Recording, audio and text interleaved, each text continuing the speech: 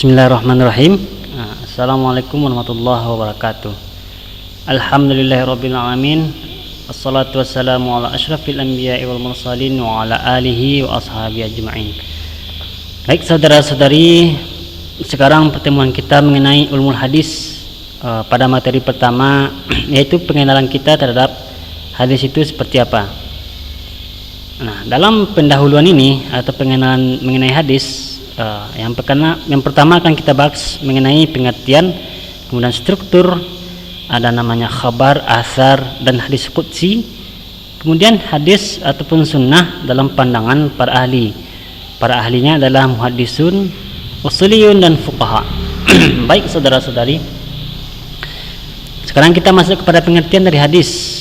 Nah, pengertian hadis secara bahasa ada namanya baharu, datang, atau khabar ataupun berita.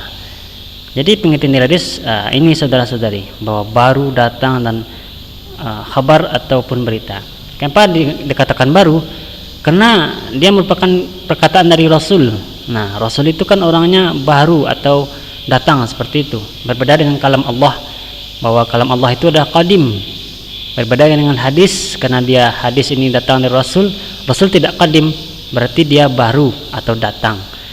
Kemudian dalam pengertian hadis juga ada namanya khabar ataupun berita, bahwa apapun yang disampaikan oleh Nabi, apapun yang disampaikan oleh Rasul, itu diartikan dengan khabar ataupun berita. Nah, khabar yang disampaikan oleh Rasul tentang syariat-syariat misalnya, atau akhlak dan segala macam, itu namanya hadis. Nah, secara umum diartikan dengan khabar. Nah, kemudian hadis dalam pengertian istilah itu adalah segala sesuatu, ya, segala sesuatu yang disandarkan atau kita rujukkan kepada Nabi Muhammad SAW. Apa yang kita rujuk atau apa yang kita sandarkan kepada Rasul, yaitu perkataan beliau, perbuatan, dan ketetapan, atau yang diistilahkan dengan takrir. Nah, itu dalam istilah pengertian hadis. Nah, di sini ada sunnah. Nah, kenapa di sini ada sunnah? Karena dalam hadis dan sunnah, dalam secara umum itu dia sama. Hadis dan sunnah secara umum itu dia sama. Namun dalam keilmuan, dalam keilmuan atau dalam akademisi sering disebut dengan hadis. Nah, tapi juga kita bahas di sini sunnah. Nah, sunnah secara bahasa artinya adalah jalan. Nah, sunnah secara bahasa artinya jalan. Nah, segala istilah sama pengertiannya dengan hadis tadi. Nah, kenapa kita singgung sunnah? Karena sunnah akan ada nanti pembahasannya nanti yang lebih lanjut. Kita nanti jangan dikeragui dengan masalah istilah ini. Jadi dalam pengertian secara luas, ya, secara luas antara hadis dan sunnah itu sama. Namun ada lagi dalam beberapa konteks dia berbeda. Nah, oke. Baik, sekarang kita masuk kepada struktur dari hadis. Jadi saudara-saudari, ya seperti ini saudara-saudari. Nah, kita masuk kepada struktur hadis. Nah, struktur hadis di situ ada 3, ada sanad, ada matan, dan rawi. Nah, sanad ini saudara-saudari merupakan silsilah perawi yang membawa kepada matan hadis, ya, silsilah perawi yang membawa kepada matan hadis. Kemudian matan itu adalah isi hadis itu sendiri. Nah, isi dari hadis itu sendiri. Dan yang terakhir adalah namanya rawi. Rawi itu adalah orang yang menyampaikan hadis dari atau rawi ini juga disebut dengan awal sanad. Rawi ini adalah silsilah perawi ini satu per orang-orangnya, ya. Per orang dari perawi ini namanya adalah rawi. Atau dalam hadis nanti akan kita lihat biasanya di akhir hadis rawahu Bukhari atau rawahu Muslim, seperti itu. Muslim dan Bukhari tersebut namanya adalah rawi. Itu dinilai dengan per orang. Ya, kita lihat contoh di sini saudara-saudari. Nah, mana yang sanad, mana yang matan, dan mana yang rawi. Baik saudara-saudari, sepanjang ini saudara-saudari, ya, sepanjang 1, 2, 3, 4, 5 hadis ini, 5 baris dari hadis ini akan kita kupas mana yang sanad, mana yang matan dan mana yang rawi. Di sini saudara-saudari kita baca haddatsana al-Humaidi Abdullah bin Zubairi qala haddatsana Sufyan qala haddatsana Yahya bin Sa'id al-Ansari. Nah, dari sini sampai sami'tu Rasulullah, sampai di sini ini namanya adalah silsilah yang kita sebut dengan silsilah para perawi. Nah, silsilah itu namanya adalah sanad. Nah, kita lihat di sini ada haddatsana Humaidi Abdullah bin Zubair 1. Nah, ini sanadnya. Memberikan kabar kepada kami si Humaid Abdullah bin Zubair. Kemudian siapa lagi?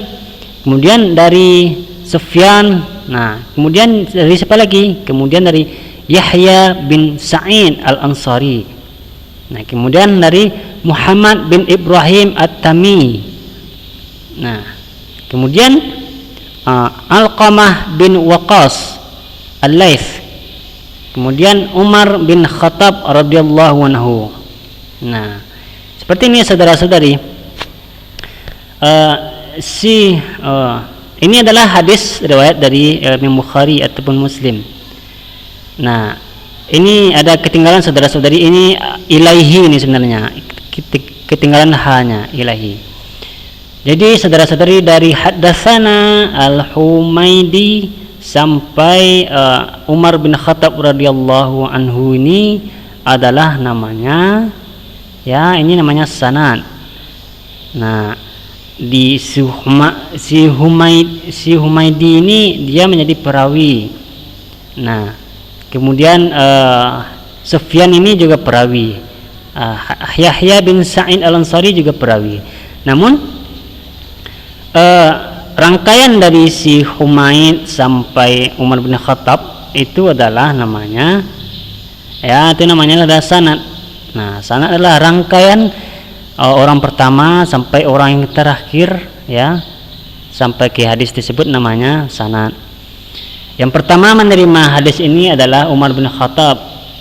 Nah, Umar bin Khattab, kemudian didengar lagi oleh si siapa nih, Alqamah bin Waqas.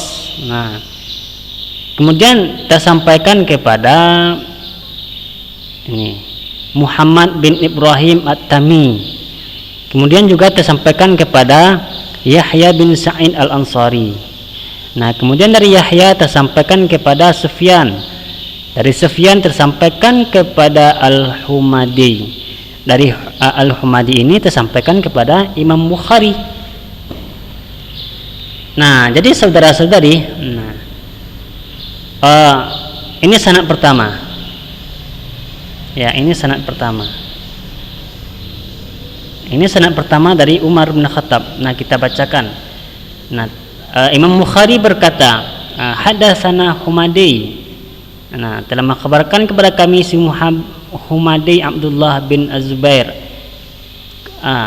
Beliau berkata, telah mengkabarkan kepada kami Sufyan.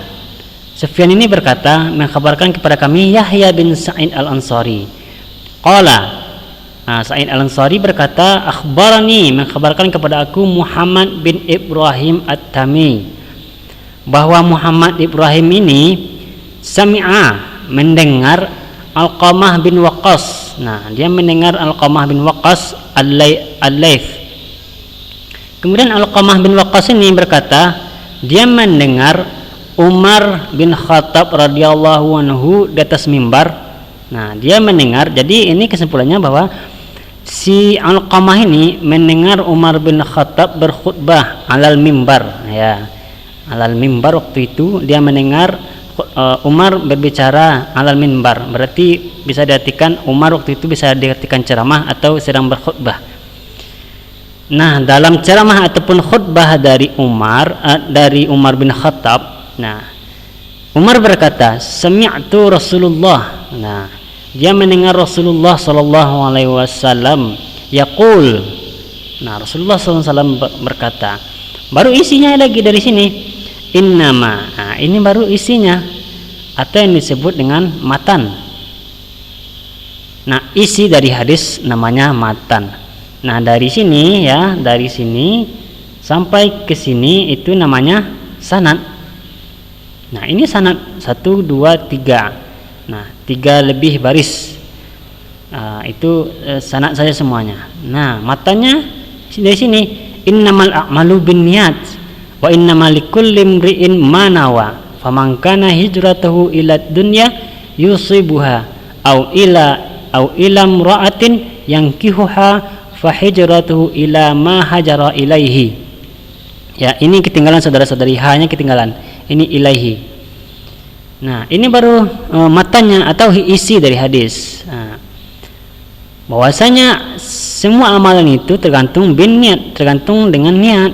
Nah, wa innamal likumri'in manawa, sungguhnya nilai dari amalan ini adalah tergantung dari manawa, apa yang diniatkan. Ya, di sini faman kana hijratuhu ila dunya yusibuha. Nah, maka ada orang hijrahnya misalnya karena dunia, yusibuha, dia akan berusaha untuk dunia, seperti itu. Au ilam ra'atin yankihuha, atau kepada seorang perempuan yankihuha, yang akan dia nikahi. Fa hijratuhu, maka hijrahnya itu ila ma hajra ilahi, maka nilai hijrahnya itu atau nilai usahanya itu tergantung kepada apa yang diniatkannya dalam hijrahnya. Nah, itu pengertian dari niat ya. Nah, ini matan hadisnya, ini matanya. Innamal a'malu binniyat sampai ma hajara ilaihi. Ini matan atau isi dari hadis itu tersendiri. Nah, rawinya mana? Rawinya itu adalah Imam Bukhari. Setelah ini, karena ini saya ambil dalam kitabnya Imam Bukhari, maka tidak disebutkan ini rawahunya. Kalau saudara-saudari melihat dari kitab-kitab lain, akan ada di sini tanda kurung, ya, akan ada di sini tanda kurung. Biasanya dibuatkan rawahu atau akhrajahu, seperti itu. Rawahu Bukhari atau rawahu Muslim dan sebagainya macamnya. Nah, yang setelah ilahi, setelah penghabisan dari hadis, itu namanya rawi. Baik saudara-saudari, kita lanjut. Nah, kemudian ada namanya khabar, athar, dan hadis qudsi. Baik saudara-saudari, dalam hadis itu ada beberapa sinonim lah, seperti itu. Yang pertama khabar. Nah, khabar itu dia melingkupi perkataan Nabi, melingkupi juga perkataan sahabat, tabi'in dan lainnya. Jadi khabar ini dia melingkupi semuanya, apapun informasi yang disampaikan oleh Rasul, yang disampaikan oleh sahabat, tabi'in dan tokoh-tokoh lainnya, seperti itu dinamakan dengan khabar. Nah, jadi khabar dia melingkupi semuanya. Kemudian asar. Nah, asar ini yang diartikan dengan bekas seperti itu. Karena Rasul telah waktu itu telah wafat, telah meninggal, dan Rasul hanya meninggalkan sunnah beliau dan Al-Quran, maka bekas-bekas dari kehidupan beliau, ya seperti itu kira-kira, diwariskan kepada sahabat dan tabi'in. Nah, apa yang disampaikan oleh selain Rasul, ya, apa yang disampaikan oleh selain Rasul ataupun Nabi, yaitu dari sahabat dan tabi'in, namanya adalah asar. Nah, kemudian ada nanti namanya hadis qudsi. Hadis qudsi ini juga dari Rasul, namun dia datangnya dari Allah. Seperti ini, hadis qudsi ini maknanya dari Allah dan lafaznya dari Nabi sendiri.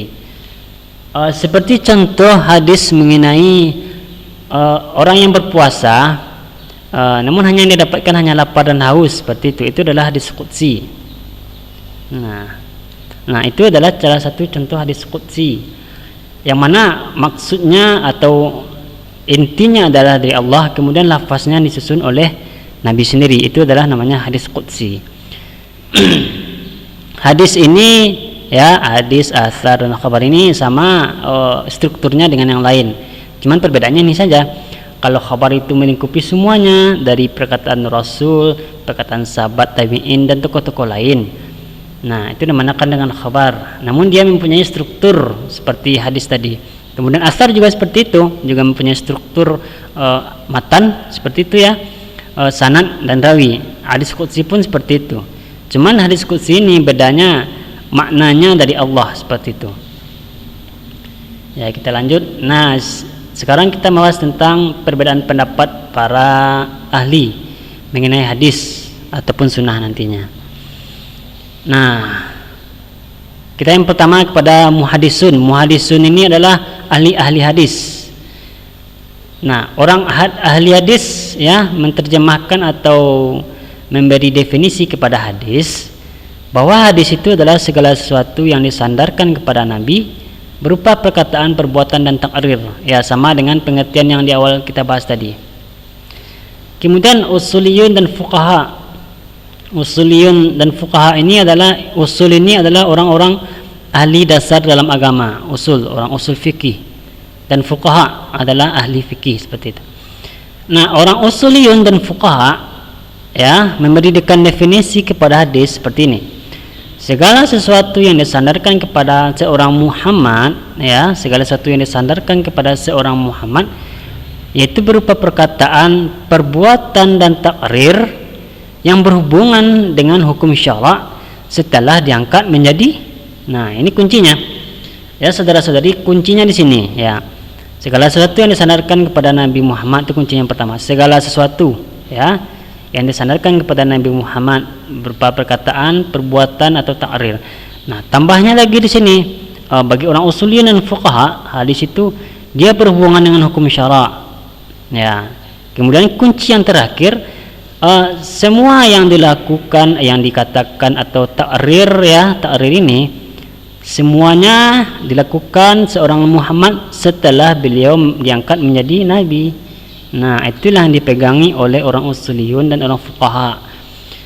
Setelah seorang Muhammad ini diangkat menjadi rasul ataupun menjadi nabi, semua yang dia katakan, semua yang dia perbuati dan takrirnya pun seperti itu baru dipakai oleh orang usuliyun dan orang fuqaha, dan itu pun harus dengan berhubungan dengan hukum syara. Itu orang usuliyun dan fuqaha ya.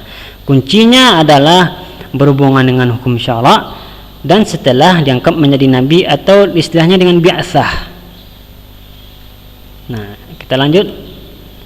Nah, ini sunnah. Tadi hadis, sekarang sunnah. Ya, orang muhadisun dia memaknai sunnah segala sesuatu yang disandarkan kepada Nabi berupa perkataan, perbuatan, nah ditambah dengan tingkah laku. Karena sunnah ini juga diartikan sebagai sifat seperti itu. Sifat secara umum diartikan dengan tingkah laku. Apapun tingkah laku Rasul, bagaimana Rasul dari tidur, misalnya mau tidur sampai tidur lagi, itu menjadi sunnah bagi orang muhadisun. Nah, dalam pengertiannya. Kemudian orang usuliyun, nah berbeda di sini. Ada pengertian tersendiri oleh orang usuliyun ataupun orang fuqaha. Orang usuliyun segala sesuatu sunnah adalah segala sesuatu yang disandarkan kepada Muhammad ya berupa perkataan, perbuatan, takrir yang berhubungan dengan hukum syara. Nah, kuncinya lagi sama dengan tadi. Berhubungan dengan hukum syara dan pun setelah diangkat menjadi nabi. Nah, seorang Muhammad ini ya sunnahnya kita pakai ketika itu berhubungan dengan hukum syara dan kita pakai ketika perkataan beliau tersebut ataupun perbuatan ataupun takrir setelah diangkat menjadi nabi. Nah, dalam hal ini sunnah dalam pikiran orang fuqaha itu sama dengan mandub. Ya, saudara-saudari, apa itu mandub? Ya, ibadah-ibadah sunnah seperti itu. Nah, yang dalam pengertian lama kita pahami bahwa mandub atau sunnat itu dalam ibadah adalah apabila suatu amalan yang kita kerjakan mendapat pahala dan kita tinggalkan tidak diiqab. Nah, itu dalam pengertian fuqaha tentang as-sunnah. Ya. Baik saudara-saudari, itu pembahasan kita mengenai pembahasan awal kita mengenai hadis, pengenalan kita mengenai hadis. Nah, mengenai pendahuluannya, pengertian, struktur, ada namanya istilah khabar, asar, dan hadis qudsi, kemudian hadis dan sunnah dalam pandangan muhadisun, usuliyun dan fuqaha. Baik saudara-saudari, itu adalah materi pertama tentang ulumul hadis. Lebih lanjut, pemahaman lebih lanjut akan kita bahas lagi dari materi-materi selanjutnya dalam pelajaran ulumul hadis. Baik saudara-saudari, sekian, terima kasih. Wabillahi taufik. Assalamualaikum warahmatullahi wabarakatuh.